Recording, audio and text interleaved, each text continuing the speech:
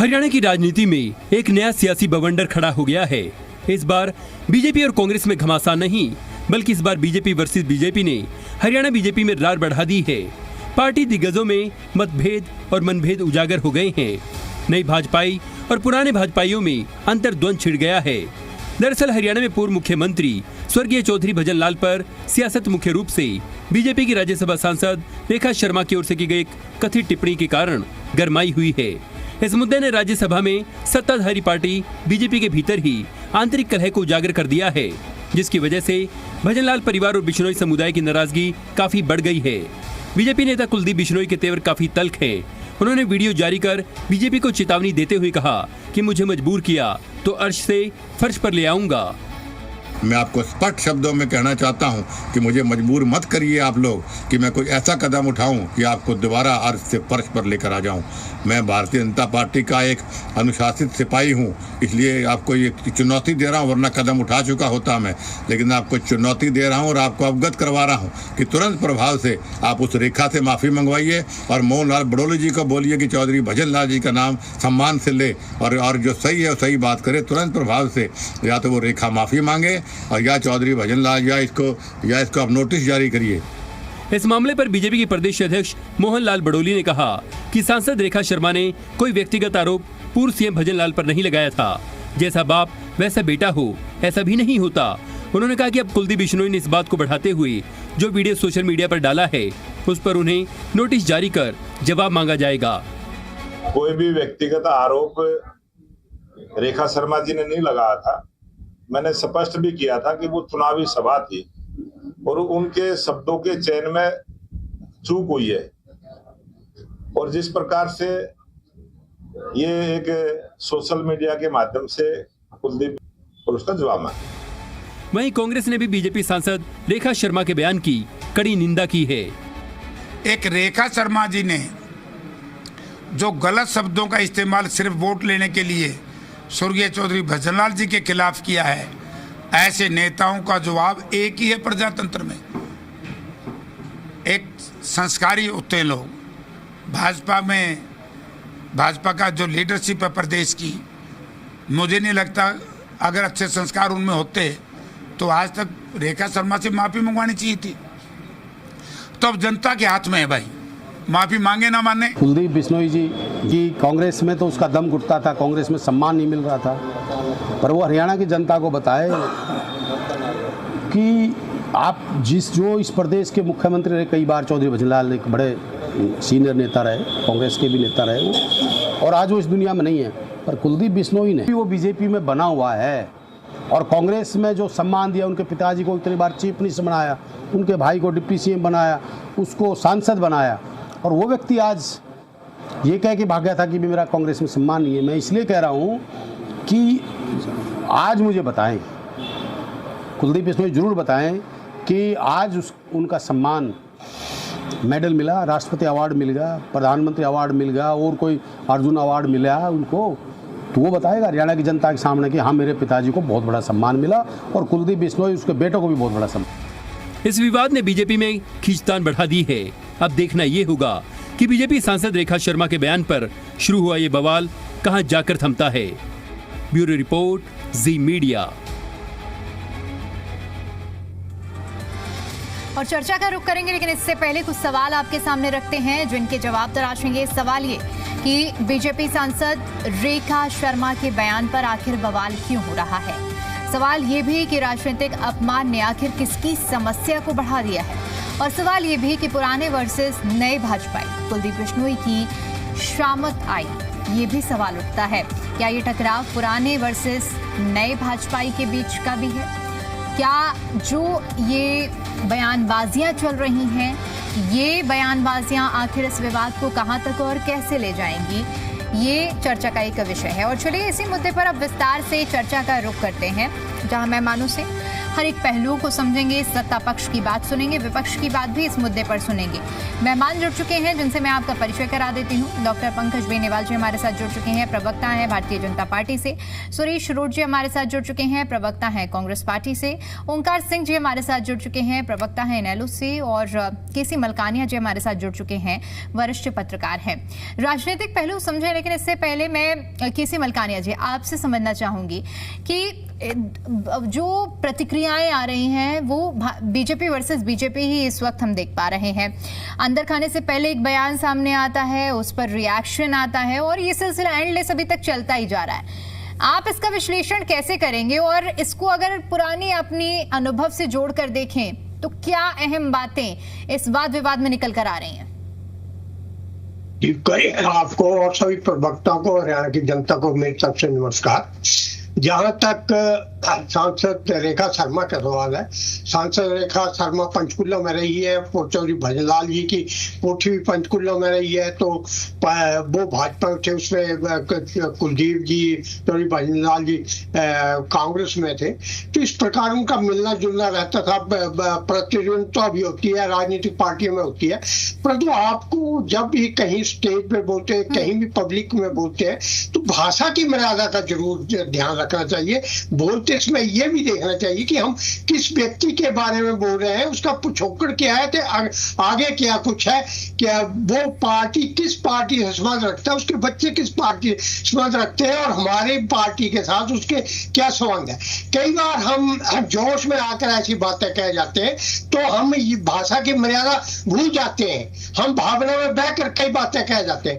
तो राजनीति में ये सही है कि आपकी प्रतिद्वंद्विता भी होती है, दूसरी भी होती है, पर कहते हैं दुश्मनी करो तो राज करो, परंतु इतना ख्याल रखो मिलो तो शर्मिंदा ना होना पड़े। तो आपकी चाहे कितनी भी प्रतिद्वंद्विता हो, परंतु भाषा की मर्यादा जरूर रखनी चाहिए।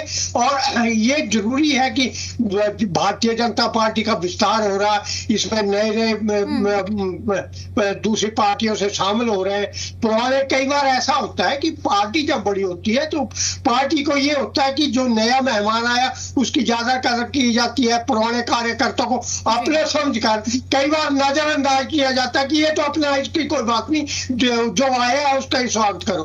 तो उसमें थोड़ा बहुत मतभेद हो जाता है, पुराने कार्यकर्ता कई बार जो है अनदेखी महसूस करती है। परंतु भारतीय जनता पार्टी में ऐसा अमूमन देखा गया है कि जो नया कार्यकर्ता है या दूसरा है, भ्रष्टता को छोड़कर उनको मुख्यमंत्री का पद भी दिया है, दूसरे पद भी दिए जाते हैं। परंतु पार्टी में अनुशासनता है, अनुशासन के साथ पार्टी रहती है तो उसमें इतना विरोध नहीं करता। परंतु दूसरी पार्टियों में अगर ऐसी एग्जाम्पल लेने लगते हैं, कई बार शुरू करना चाहते हैं, वो भी हम नए कार्यकर्ताओं को दो, तो उसमें विद्रोह हो जाता है। पर फिर भी मैं कहता हूं कि आप किसी भी पद पर हो, आप कहीं भी किसी भी पार्टी में हो, जब भी स्टेज पे बोलो, कहीं बोलो, तो भाषा की मर्यादा का जरूर ख्याल रखें। बिल्कुल ठीक है, पहले विपक्ष की बात सुनते हैं और उसके बाद फिर सत्ता पक्ष से इस पूरे मामले पर भी सुनेंगे। मलकानिया जी ने अपना विश्लेषण किया। सुरेश रोड जी, कांग्रेस के अंदर ये बात होती है तो इस तरह की अगर सामने आ जाए तो गुटबाजी, खेमेबाजी कहा जाता है। अब आप लोगों के पास पूरा मौका है, आप बताइए क्या कहेंगे इन बयानबाजियों को और कैसे देख रहे हैं इस पूरे मामले को? देखिए दीपिका जी, बहुत दुर्भाग्यपूर्ण है, राजनीतिक मर्यादा जो होती है उसको तार तार करने की कोशिश भारतीय जनता पार्टी के नेताओं के द्वारा बार बार की जा रही है। प्रदेश के वर्षों तक मुख्यमंत्री रहे, उस समय ज्योति बसु जी के बाद शायद सबसे लंबे समय तक मुख्यमंत्री रहने वाले व्यक्ति का नाम, राजनेता का नाम स्वर्गीय चौधरी भजनलाल था जी। आज कोई और, शायद मैं अपडेट नहीं हूं, कोई और आगे हूं। तो चौधरी भजनलाल जी के साथ साथ उन्होंने चौधरी बंसीलाल जी का भी नाम लिया, रेखा शर्मा जी ने, ये भी आपके मीडिया ने दिखाया। थोड़ा बाद में वो यूटर्न ले गए।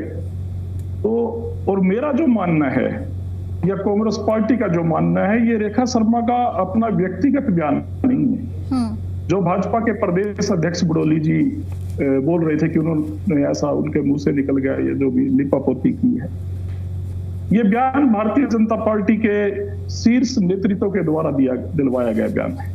अच्छा जी। अगर रेखा शर्मा जी अपनी मर्जी से ऐसा बयान देती तो अगले दिन कह सकती थी कि ये मेरे से गलती हुई है। उन्होंने ऐसा नहीं कहा, उन्होंने स्टैंड लिया है। और दूसरी बात, बीजेपी के प्रदेश अध्यक्ष बड़ोली जी की जो भाषा है उसके रिएक्शन से भी ये लगता है, बड़ोली जी के बयान से भी, कि ये बिल्कुल सोची समझी रणनीति के तहत हरियाणा के राजनेताओं को नीचा दिखाने की कोशिश है भाजपा की, यही नीति रही है। और मैं एक उदाहरण के तौर पे स्पष्ट करना चाहता हूं, चौधरी भजनलाल जी की लोकप्रियता क्या थी, चौधरी बंसीलाल जी की लोकप्रियता क्या थी। जिस समय श्री नरेंद्र मोदी जी आज देश के माननीय प्रधानमंत्री हैं,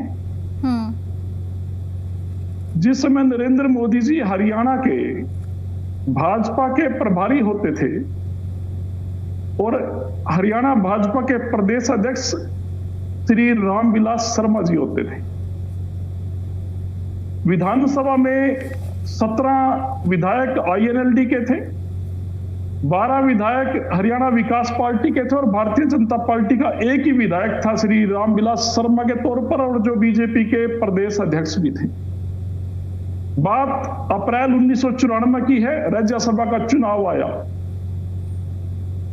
उस चुनाव में भारतीय राष्ट्रीय कांग्रेस ने और हमारे तत्कालीन मुख्यमंत्री चौधरी भजनलाल ने अपने विश्वास पत्र रामजी लाल जी को अपना कैंडिडेट बनाया, अपना उम्मीदवार बनाया। रामजी लाल जी ने चुनाव जीता।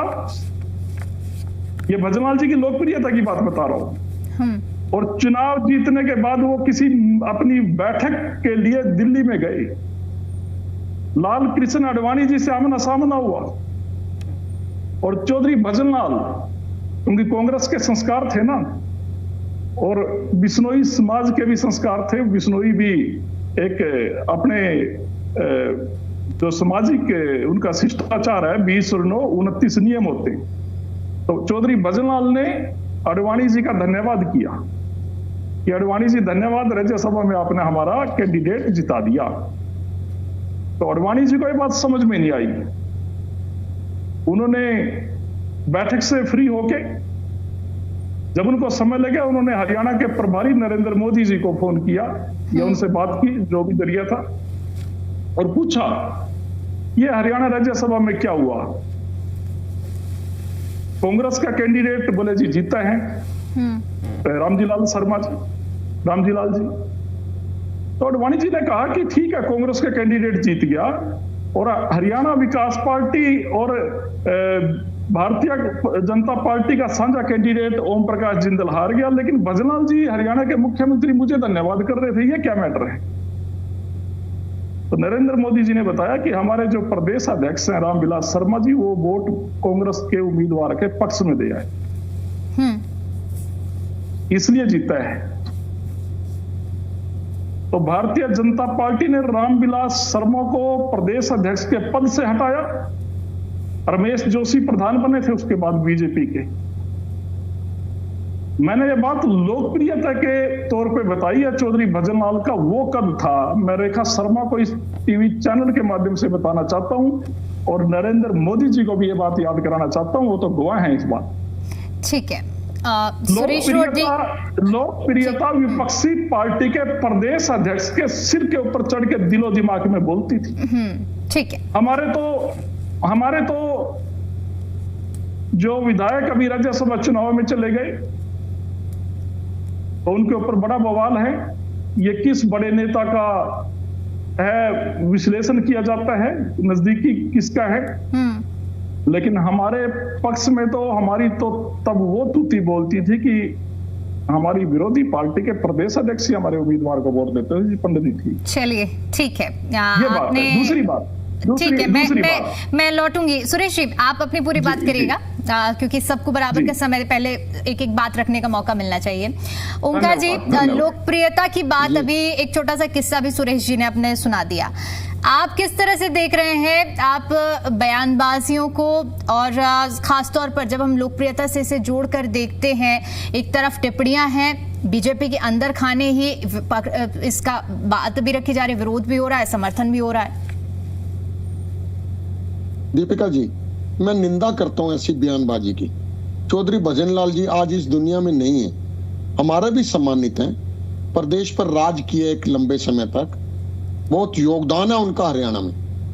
अगर उनके बारे में ऐसी निंदनीय टिप्पणी किसी के द्वारा की जाती है तो उसको कभी भी सही नहीं साबित किया जा सकता। और बहुत अफसोस की बात है कि बीजेपी के प्रदेश अध्यक्ष ये कहने की बजाय कि रेखा जी को अपनी बात वापस ले लेनी चाहिए, विवाद खत्म करना चाहिए, ये कहते हैं कि कुलदीप बिश्नोई को नोटिस दिया जाएगा। मैं ये बताना चाहता हूं, बीजेपी की ये रणनीति है, फितरत है। कोई एकदम से घटनाक्रम नहीं हुआ, कोई एकदम से सांसद रेखा जी ने बयान नहीं दिया और उसके ऊपर अडिग बनकर खड़े नहीं हुए बड़ोली साहब। ये रणनीति है और बीजेपी ये तो करती आई है। जिसके साथ इन्होंने समझौता किया उसका इन्होंने खात्मा किया। अभी उदाहरण आपके सामने है, दुष्यंत चौटाला से मिलके इन्होंने सरकार बनाई। आज कहां है दुष्यंत चौटाला? एक भी सीट नहीं, क्योंकि इन्होंने उसको खत्म कर दिया। किसान आंदोलन की सारी बुराई दुष्यंत चौटाला के नाम है, ये सारा समाज जानता है। और बीजेपी ऐसी रणनीति खेली, देखिए उसने तो गलत काम किया ही था दुष्यंत ने। अगर वो किसान आंदोलन में इस्तीफा दे देता तो हीरो बन जाता, लेकिन बुद्धि भ्रष्ट किसने करी? सत्ता में कौन था? बीजेपी। और आज भजनलाल परिवार के साथ भी ऐसा किया। और मैं दावे के साथ कहता हूं, कुछ समय रुक जाइए, बंसीलाल परिवार के साथ भी ऐसे होगा। आज देखिए किरण और श्रुति चौधरी, एक सीट रह गई और देख लेना बहुत जल्दी ये भी परिवार ऐसी हाशिए पर लाकर खड़ा कर देंगे। भजनलाल परिवार को 80 पे लाके खड़ा कर दिया, दुष्यंत को 80 पे ले आए। और अगर हम पार्टियों की बात करें, शिवसेना को देख लीजिए क्या किया इन्होंने, और अभी भी नीतीश कुमार की जेडीयू के साथ क्या किया इन्होंने। ये सारी बातें रिकॉर्ड किए हैं। अकाली दल के साथ क्या किया, इनेलो के साथ क्या किया। जिस पार्टी से इन्होंने समझौता किया, ये पार्टी खानी पार्टी बन चुकी है, ये परिवार खानी पार्टी बन चुकी है। आज परिस्थितियां ऐसी हैं कि आने वाले समय में जितने भी विपक्ष के लोग हैं, मैं तो कहता हूं विपक्ष को एकजुट होना चाहिए, क्योंकि वो समय याद है जब कांग्रेस तानाशाह के रूप में काम करती थी तो विपक्ष को एकजुट बीजेपी ने किया था। आज प्रदेश की सबसे बड़ी पार्टी कांग्रेस है, जिम्मेवारी बनती है इनके ऊपर, क्योंकि आज विपक्ष ये देख रहा है कि अकेले को बीजेपी किस तरह से तार तार कर रही है। हर तरीके से साम दाम दंड भेद ये तो छोड़ दीजिए जी, ईडी, सीबीआई, ईवीएम, ईसी, और यहां तक कि अब कहना पड़ता है न्यायालय भी कहीं ना कहीं। बहुत अफसोस की बात है, ये चीजें सोचनी पड़ेंगी। चलिए मैं एक चीज मानता हूँ जी ओंकार जी, मैं एक चीज मानता हूँ, राजनीति में आत्मसम्मान सबसे बड़ा होता है। कुलदीप बिश्नोई जी ने आवाज उठाई, हम कदर करते हैं उनकी, लेकिन आत्मसम्मान से बढ़कर कुछ नहीं है। अगर राजनीति में कोई पद प्रतिष्ठा मिलती है तो आत्मसम्मान से ऊपर तो नहीं है। आत्मसम्मान को देखते हुए कुलदीप बिश्नोई जी को इसके बारे में जरूर कोई स्टेप लेना चाहिए और ऐसा कार्य करना चाहिए ताकि बीजेपी को पता लगे। एक उदाहरण सेट हो कि इन परिवारों को, जिन परिवारों को बीजेपी आज यूज करके फेंकने की कोशिश कर रही है, यूज एंड थ्रो की पॉलिसी बना रही है, ये परिवार ऐसे नहीं है, इनका समाज में नाम है, रुतबा है, ये सोचना चाहिए। ठीक है, बड़े फैक्टर्स रखे हैं ओंकार जी ने भी, और अभी मलकानिया जी ने भी जिस तरह से विश्लेषण किया, सुरेश जी की भी बातें थी, इन सभी पर मैं पंकज जी आपसे जवाब चाहूंगी।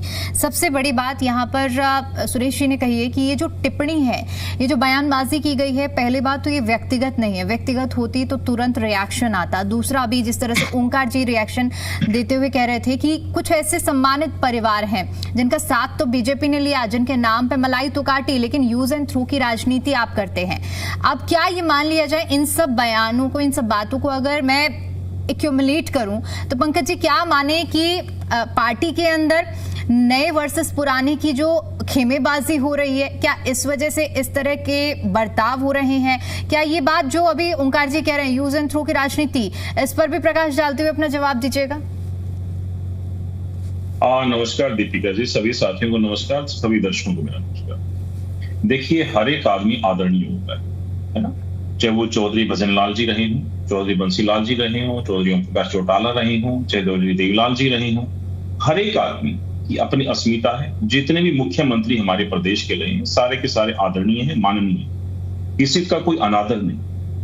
अब बात आती है कि ये प्रकरण कैसे, ठीक है, रेखा शर्मा जी से शब्दों की चूक हुई और आज पार्टी के प्रदेश अध्यक्ष, हमारा जो संगठनात्मक जो ढांचा है उसमें प्रदेश अध्यक्ष एक सबसे बड़ा पोस्ट पद है।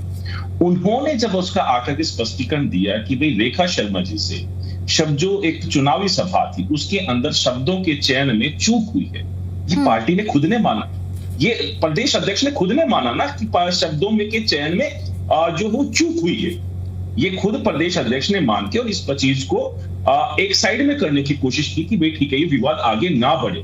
इतने सुलझे हुए प्रदेश अध्यक्ष भारतीय जनता पार्टी के साथ हैं कि जिन्होंने इस चीज को तुरंत भांपते हुए इसको खत्म करने की कोशिश की, लेकिन उलट हमारे बड़े भाई श्री कुलदीप बिश्नोई जी ने एक वीडियो बना के सोशल मीडिया पे डाल दिया। अगर ऐसी बात थी, अगर ऐसा उनको ठेस पहुंची थी तो वो क्यों नहीं प्रदेश अध्यक्ष जी से आके मिले, क्योंकि उन्होंने तुरंत प्रतिक्रिया दे दी थी कि भाई उनके शब्दों का चयन ये नहीं था। अब लेकिन जो कुलदीप बिश्नोई जी ने जो शब्दों का चयन किया, क्या वो ठीक है? क्या वो खुद कह रहे हैं कि मैं भारतीय जनता पार्टी का कर्तव्यनिष्ठ जो कार्यकर्ता हूं। अब कार्यकर्ता अपनी पार्टी को अर्श से फर्श पे कैसे लेके आ जाएगा? वो तो अपनी पार्टी को और आगे बढ़ाने की बात करता। तो शायद कहीं ना कहीं आवेश में आकर के कुलदीप बिश्नोई जी ने ऐसे शब्दों का अब उन्होंने गलत तरीके से चयन कर दिया है, तो जो उनका चयन है वो शायद अब उनको दुख भी हो रहा होगा कि भाई किस तरह की बातें मैंने कह दी हैं। अब चौधरी भजनलाल जी जो हैं वो स्वर्गीय, हमारे आदरणीय हैं और वो सबके पूजनीय हैं। भाई किसी भी मुख्यमंत्री ने जब भी जो बनते हैं, मनोहर लाल जी बने, नायब सिंह सैनी जी हैं, पहले ओम प्रकाश चौटाला जी थे, भूपेंद्र सिंह हुड्डा थे, सब तमाम जितने भी मुख्यमंत्री आज तक बने, सबने हरियाणा को आगे बढ़ाने की कोशिश की, सबने उसकी प्रदेश की भलाई के लिए कोशिश की। आज जब चुनाव में जाते हैं तो इनेलो की अपना एक संकल्प पत्र होता है, हमारा अपना होता है, कांग्रेस का अपना होता है। वो ये नहीं कहता कि हम आके भाई ये नहीं करेंगे, हम आकर के वो नहीं करेंगे, हम आकर के ये अच्छा करेंगे। सब अच्छे के अपने संकल्प पत्र लेकर के। अब जनता का विवेक होता है कि वो किस पर मोहर लगाती है। अब इनेलो के साथ ही ने कह दिया, अभी दो तरीके की बात इन्होंने कही कि कांग्रेस तानाशाह थी और भारतीय जनता पार्टी ने पूरे विपक्ष को इकट्ठा किया। तो भैया आज कांग्रेस कैसे ठीक हो गई आपकी नजरों में? आप क्यों कांग्रेस के पीछे लगे हुए हैं कि आप हमारे से मिल लें? एक बात और इन्होंने कही कि सीबीआई, मैंने ये नहीं बोला, मैं ये बताना चाहता हूँ कि आज बीजेपी तानाशाह हो चुकी है। देखिए, आप मेरी बात को गलत इंटरप्रेट ना कीजिए। आपकी इज्जत, आप मेरी बात को गलत इंटरप्रेट ना कीजिए। मैंने कहा आप बीजेपी तानाशाह है, मैं आपके सवाल को कन्वे तानाशाह थी, मैं आपके मुद्दे को कन्वे कर। देखिए पंकज जी, उन्होंने ये बात कही है कि कांग्रेस तानाशाह थी, लेकिन उनका कहने का अब ये तात्पर्य है कि ये भूतपूर्व बात हो गई है। तब कांग्रेस सत्ता में थी, लेकिन आज जब बीजेपी सत्ता में है तो बीजेपी पर वो तानाशाही का आरोप लगा रहे हैं, इसलिए वो कह रहे हैं कि विपक्ष को एकजुट होना पड़ेगा। वो उनका जो आधार है वो बिल्कुल निराधार, किस कोई बेस नहीं उनका ये कहना कि भारतीय जनता पार्टी तानाशाह है। ये कार्यकर्ताओं की पार्टी है, ये जनता की पार्टी है, इसमें जनता का योगदान होता है, जब जाकर के सरकार, हम लोग जनता के लिए काम कर पाते हैं। इन्होंने एक और बात कही ओमकार जी ने, सीबीआई और ईडी का दुरुपयोग करते हैं। अरे मेरे भाई, कभी आपके ऊपर सीबीआई ईडी आई क्या? क्योंकि आप भी एक राजनीतिक दल हैं।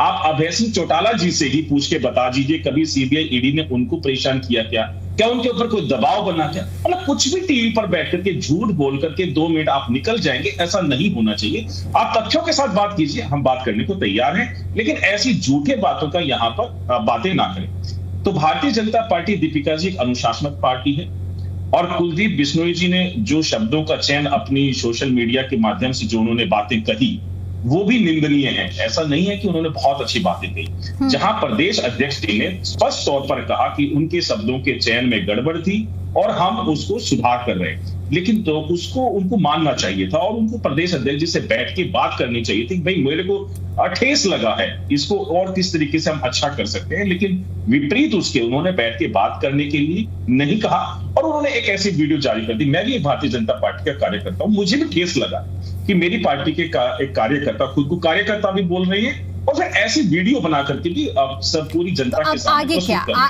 ठीक है पंकज जी, जो हुआ वो सब जान रहे हैं, अब आगे क्या होगा?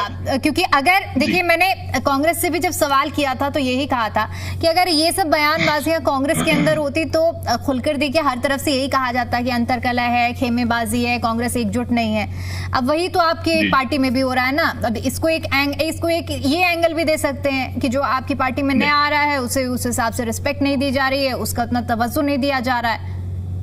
दीपिका जी, आज भव्य बिश्नोई जो मेरा छोटा भाई है, वो आज भारतीय जनता पार्टी के युवा मोर्चा के प्रदेश अध्यक्ष है। क्या उनको पूरा मान सम्मान नहीं मिलता है? जो संगठन में एक युवा के लिए सबसे बड़ी पोस्ट है वो भव्य बिश्नोई जी के पास है। वो आज अपना संगठन का निर्माण कर रहे हैं पूरे प्रदेश के अंदर, तो ऐसा कहना बिल्कुल भी उचित नहीं है। ये एक व्यक्तिगत बयान है, ये पार्टी के कार्यकर्ता की तरफ से नहीं है, ये और बातें नहीं है, एक व्यक्तिगत बयान हो सकता है, मैं इसको पार्टी की तरफ से नहीं मानता। हाँ, लेकिन भारतीय जनता पार्टी के जो शीर्ष अधिकारी हैं या हमारे प्रदेश अध्यक्ष हैं, उनके संज्ञान में पूरा मैटर है और इस चीज को हमारा एक घर का मामला है, हम इसको बहुत जल्द सुलझा लेंगे, क्योंकि हमारे जो प्रदेश अध्यक्ष मोहनलाल बड़ोले जी, घर का मामला था तो घर तक ही रहता तो ज्यादा ठीक रहता। अब बाहर निकला है तो लाजमी है कि बात तो होगी, चर्चा तो होगी। दीपिका जी, इसमें आप कहीं भी खेमेबंदी नहीं कह सकते कि भाई कुलदीप बिश्नोई जी, आप ये कह रहे हैं कि खेमेबंदी कह ही नहीं रहे, हम तो जो एंगल है आप तो सुनने पर, तो वो चीजें नहीं है जो कांग्रेस के अंदर क्या है, कुमारी शैलजा जी का एक गुट है, सुरजेवाला जी का एक गुट है और एक भूपेंद्र सिंह हुड्डा साहब का गुट है। आजकल एक सद्भावना यात्रा भी चल रही है, वो एक गुट है वीरेंद्र सिंह बरखांसी का, ब्रजेंद्र उनके बेटे। अब वो लोग उसको नेता ही नहीं मानते हैं।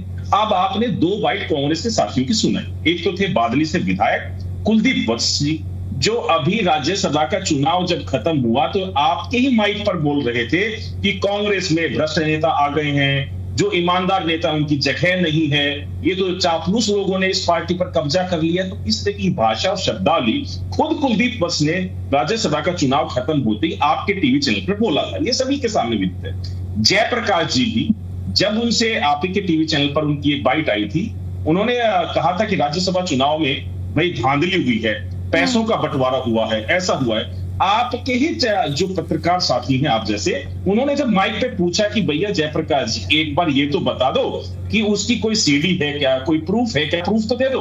उन्होंने सीधा हरियाणवी भाषा में एक प्रयोग था कि ना ईब ना देंदे हम कुछ भी, ईब तो हमारा राज्यसभा सांसद बन गया। अरे भैया, अभी तो देने का फायदा है कि हमने तो बना भी लिया, आप लोगों ने खरीद फरोख्त का काम भी किया था, हॉर्स ट्रेडिंग का काम किया था, लेकिन ऐसा कुछ हुआ ही नहीं।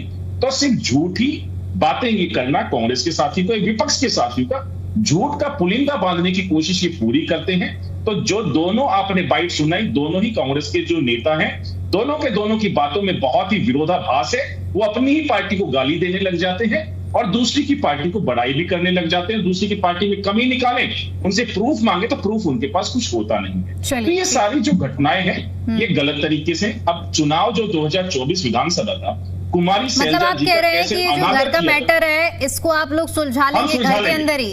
हम सुलझा लेंगे, जी सुलझा लेंगे। सुरेश जी, आप क्या राय रखते हैं इस पर कि उनके घर का मैटर है, हम तो सुलझा लेंगे, थोड़ा समय लगेगा मान मनोवल में, लेकिन अंत में चीजें ठीक हो जाएंगी? दीपिका जी, मैं तो एक महत्वपूर्ण बात ये कहना चाहता हूँ, ये क्या करेंगे भारतीय जनता पार्टी के लोग, क्या नहीं करेंगे, ये इनको देखना है। कि कुलदीप बिश्नोई जी वर्गीय चौधरी भजनलाल जी के सुपुत्र हैं और हरियाणा की राजनीति में काफी सक्रिय भी हैं, कांग्रेस विचारधारा के हैं।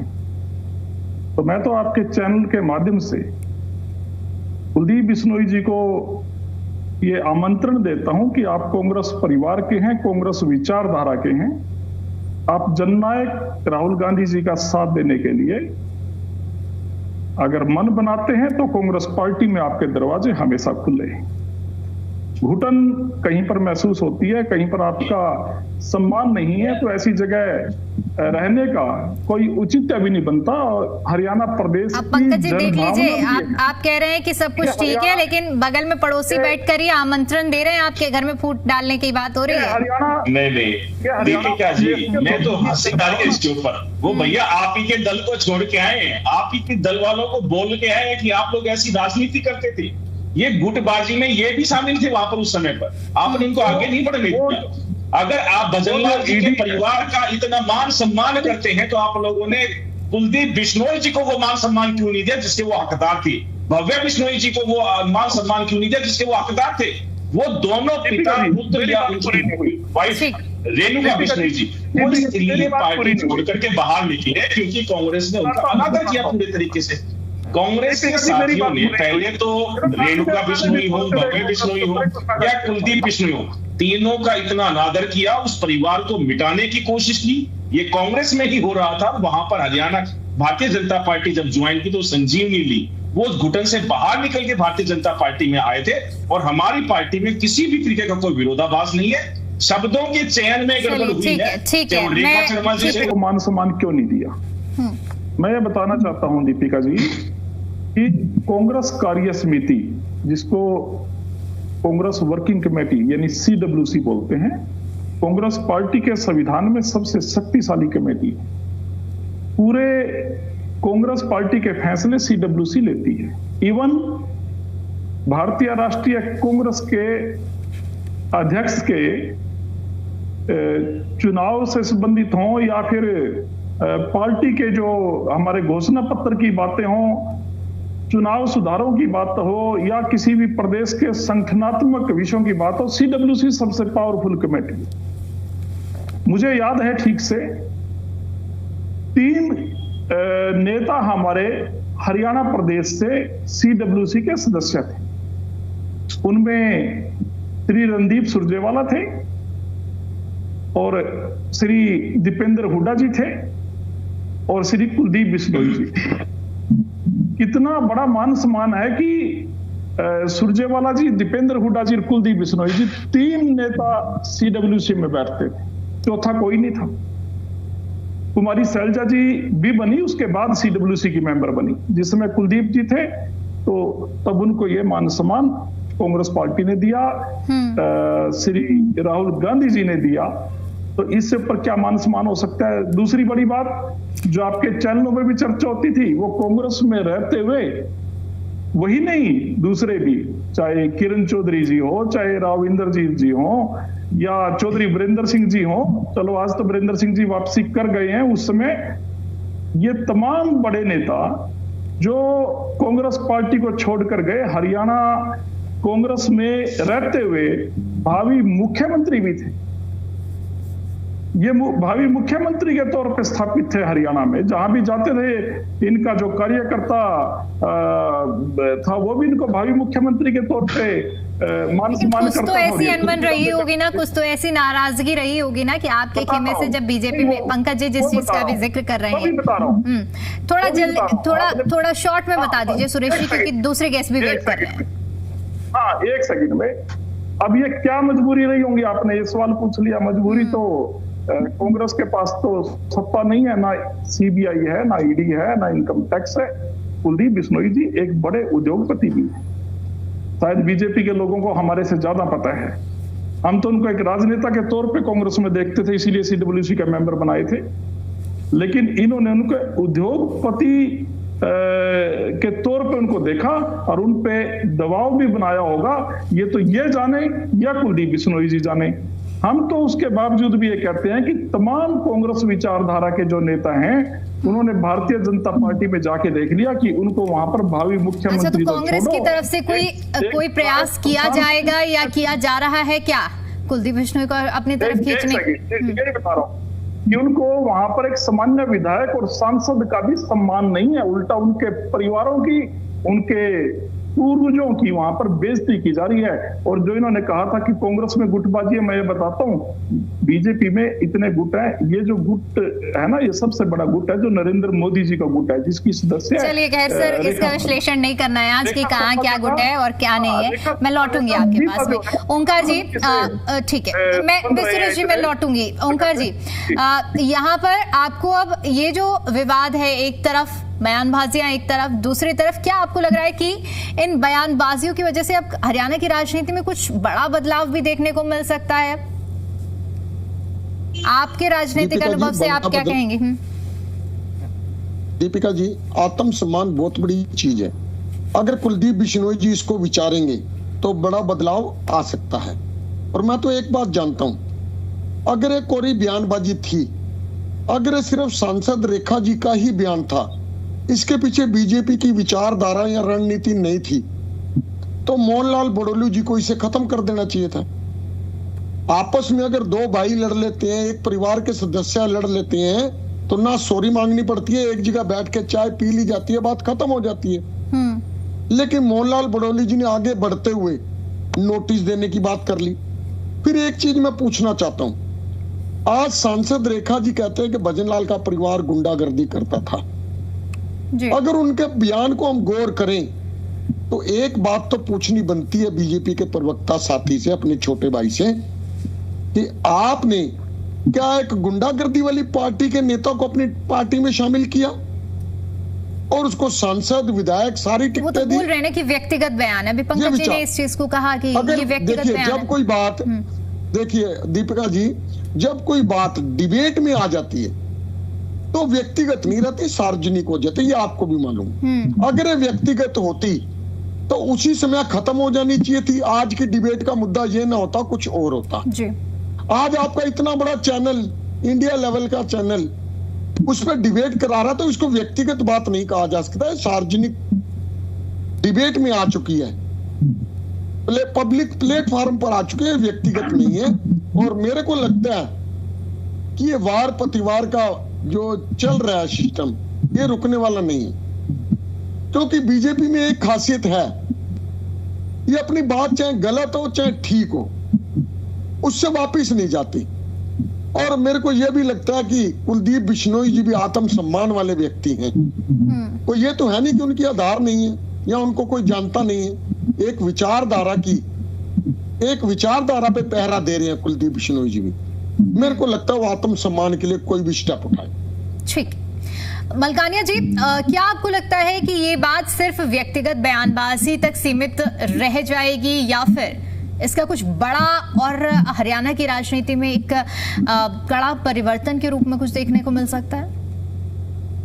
देखो, जैसे रेखा जी ने बयान दिया था, उसके बाद भारतीय जनता पार्टी ने उससे अपना पल्ला झाड़ लिया था कि ये उनका व्यक्तिगत बयान है। परंतु बात बढ़ने से पहले अच्छा होता कि रेखा जी सॉरी कह देती या उन्हें बिठाकर समझा दिया जाता तो ये बात खत्म हो जाती। परंतु जब पार्टी अध्यक्ष ने कुलदीप बिश्नोई के वीडियो पर नोट्स दे दिया है, तो ये है कि रेखा के बाद कुलदीप बिश्नोई ने बात बढ़ाई है। अब जो पार्टी का अध्यक्ष है, उनको दोनों को सेटिस्फाई करने के लिए, दोनों को संतुष्ट करने के लिए एक संतुलन भी बनाए रखना जरूरी है।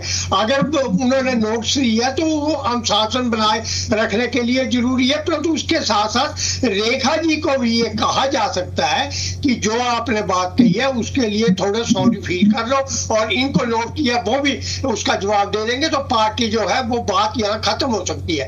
पार्टी के अंदर बैठकर जहां तक कुलदीप बिश्नोई का कहीं जाने का सवाल है, तो जब आप कहते हैं कि वो सीबीआई और ईडी के डर से कांग्रेस छोड़कर भाजपा में आए, तो अब भाजपा के पास कौन सी सत्ता नहीं है, ईडी और दूसरी एजेंसियां नहीं है। अगर कुलदीप बिश्नोई इसमें उद्योगपति है तो वो उद्योग छोड़ तो नहीं देंगे, उद्योगपति का काम करेंगे। अगर कांग्रेस में चले गए बात तो कौन सा उद्योग का अपना काम छोड़ देंगे, राजनीति छोड़ देंगे। तो इस प्रकार की बातें तो बेमान्य हो जाती है।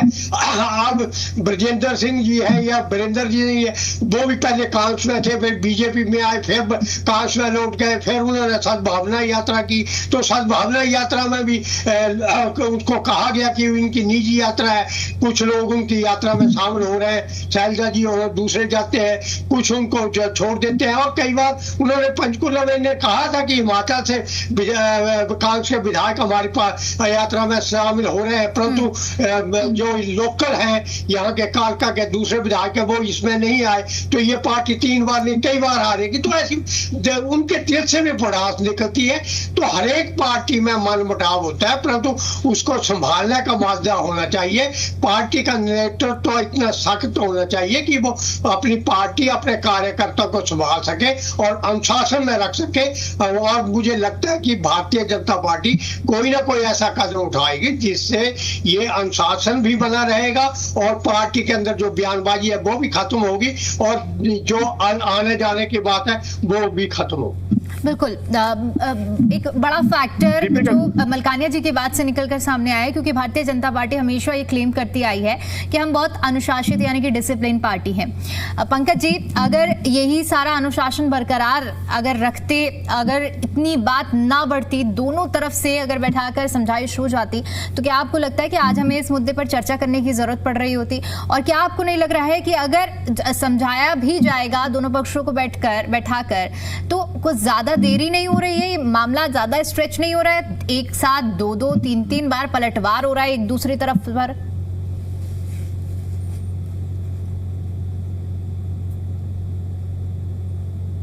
ऑडियो अनम्यूट कर लीजिए जी। मैं बोलूं एक बात तब अभी आवाज आ रही? मैं आती हूँ सुरेश, आऊंगी आपके पास में, पहले इस पर रिएक्शन ले लेते हैं। जी पंकज जी।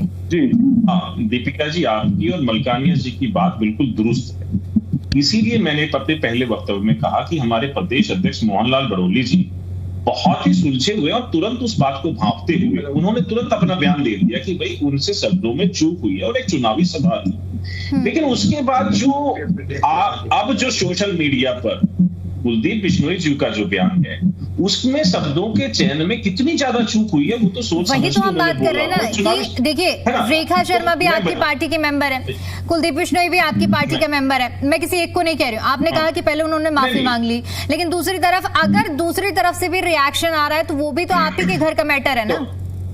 बिल्कुल, मैं उसी बात पे आ रहा हूँ, मैं बात को कंप्लीट कर रहा था, आपने बीच में इंटरप्रेट कर। तो जब बातों में उन्होंने भी शब्दों में चूक कर दिया, कुलदीप बिश्नोई जी ने भी शब्दों में चूक किया, तो माननीय अध्यक्ष जी मोहनलाल बड़ौली जी के संज्ञान में वो सब भी है। तो अब जो हमने सोचा था, अध्यक्ष जी ने सोचा रहा होगा कि भाई जब मैंने ऐसा कह दिया कि शब्दों में चूक हुई है और चुनावी सभा में शायद ये चीजें खत्म हो गई हुई, लेकिन अब ये नया एक बयान आने के बाद इस चीज ने फिर से तूल पकड़ लिया है, जिसकी वजह से आप और हम डिबेट कर रहे हैं। लेकिन विपक्ष को मुंगेरी लाल के हसीन सपने नहीं देखने चाहिए कि हमारे पास इधर आ जाओ, उधर आ जाओ, उनकी अध्यक्षता में आ जाओ। भैया आप ही को छोड़ करके जहां पर उनका दम घुट रहा था रेणुका बिश्नोई जी का, भव्य बिश्नोई का, कुलदीप बिश्नोई जी का, इसीलिए भारतीय जनता पार्टी में आए थे। और आप लोग सीबीआई ईडी का बार बार एक जिक्र करते हैं, पैसे के लेन देन का जिक्र करते हैं। मैं सुरेश रोड जी से पूछना चाहता हूं, वीरेंद्र सिंह जी, ब्रिजेंद्र सिंह जी, प्रेमलता जी, तीनों ही भारतीय जनता पार्टी में पहले आए और वापस कांग्रेस में चले गए। उन पर क्या सीबीआई ईडी का दबाव था? क्या पूछना चाहिए आप लोगों को अपनी पार्टी में। अगर ऐसा था तो उनसे बयान दिलवाओ ना भाई, पैसे के लेन देन का कुछ था तो उनसे बयान दिलवाओ ना, क्योंकि वो तो पार्टी से वापस आ चुके हैं। तो किस तरह के अनगढ़ और झूठे बयान ये लोग लगा रहे हैं। आज हरियाणा की जनता देख रही है कि कांग्रेस किस तरीके की राजनीति आज कर रही है। भाई उन्हीं के लड़के आज सद्भावना यात्रा कर रहे हैं। भूपेंद्र सिंह हुड्डा साहब ना मना कर रहे हैं कि मैं राहुल गांधी आया तो भी नहीं जाऊंगा। जयप्रकाश जिसका बयान आप सुना रहे थे उन्होंने भी यही कहा कि अगर राहुल गांधी जी भी आएंगे तो भी हम नहीं जाएंगे। भाई अरे आपके पार्टी के सर्वा आपकी पार्टी के सबसे बड़े नेता वो सद्भावना यात्रा में आने को तैयार है, लेकिन आप पंकज जी मैं रुकना चाहूंगी माफी के साथ, क्योंकि एक बड़ी खबर आ रही है, पहले दर्शकों को बड़ी जानकारी दे देते हैं। राज्यसभा सांसद रेखा शर्मा के विवादित बयान को लेकर जो विवाद है वो फिलहाल बढ़ता जा रहा है। देखिए, पहले भजन लाल और कुलदीप